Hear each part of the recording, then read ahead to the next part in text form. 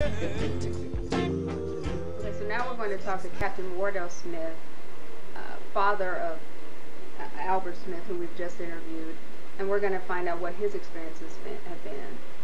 Now, Mr. Smith, I understand that you were 17 years old, weighing all of 110 pounds, when your mother gave you to the United States Army.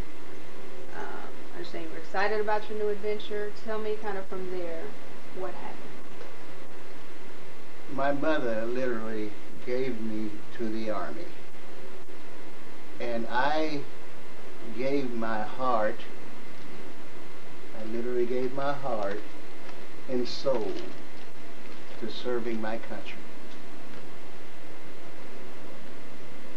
So tell me in the beginning, once you signed up, how you adjusted. What was it like in the very beginning of your experience after joining?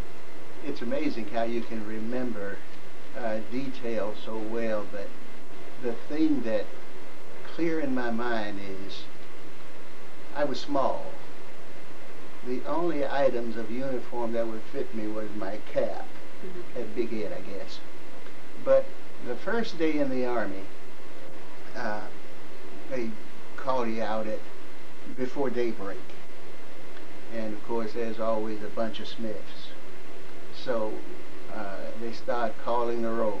Smith. About 3 or 4 of us answered. And I said, which one? He said, you. You're on kitchen police duty today. That was fine. But the thing that got me most was the culture change from the rural background that I came from. My folks were sharecroppers. And suddenly, from the sweaty, hot work in the fields to being in the military where you shower when you get up, you clean up, you dress up, your own time for duty, and you're ready to follow orders. That discipline, I soaked it up like a hog going to slop. I just loved it. So it didn't take you long to adjust? Not at all. No.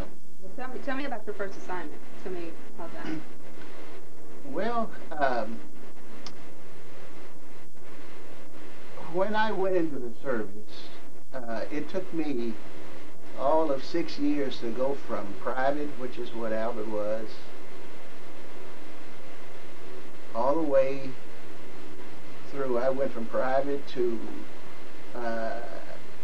Specialist 4, Sergeant 5 as a drill sergeant, and from there I was sent to officer school where I became an officer. And for some people who don't understand the military structure, anybody that's an enlisted man, which is 90% of the Army, you are promoted in the field. When you get to be an officer, for example, you graduate from West Point or Annapolis or the Air Force Academy, or in my case, Officers Candidate School for 6 months, then you are commissioned by the Congress of the United States, serving at the pleasure of the President of the United States. Therefore, I fall within a structure where the way I'm treated, the way the Army is structured, you are protected from abuses.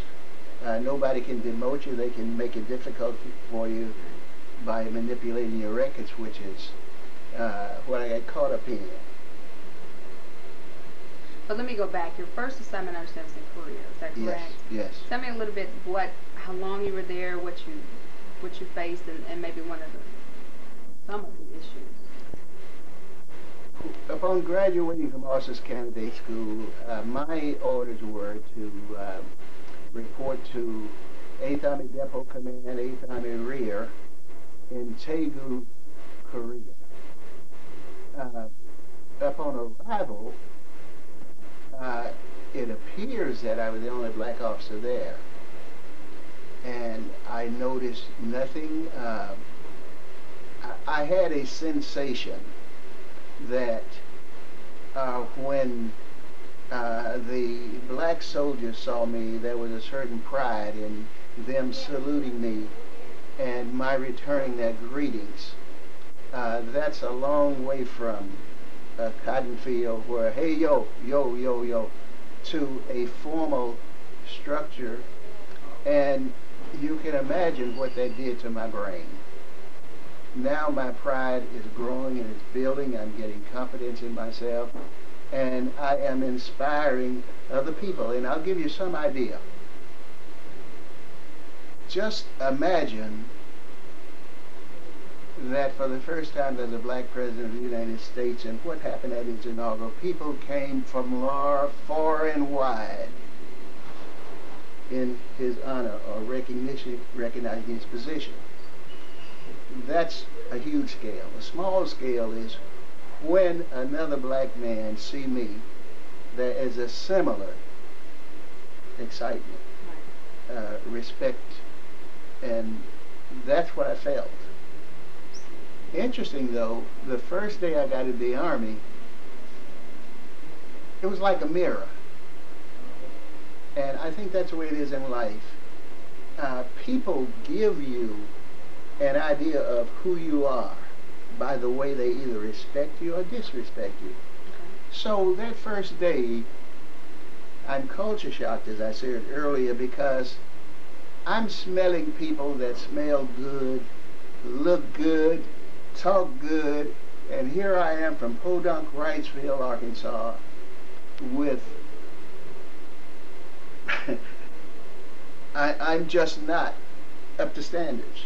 I'm a rural guy, and I'm just eager to copy, to cope, to learn.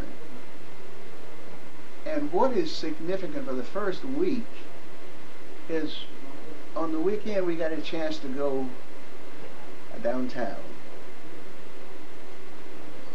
All of the guys, all the black guys, hey man, we're going downtown, we're going to get some barbecue, we're going to go and do some dancing and some partying, and I'm going to find some of them nice women. And I said, now, I am so familiar with this, because this is the culture I came from. Work hard, then party hard on the weekend. I want something different. So I found a little white guy about my size named Smythe. I'm Smith. We took a liking to each other.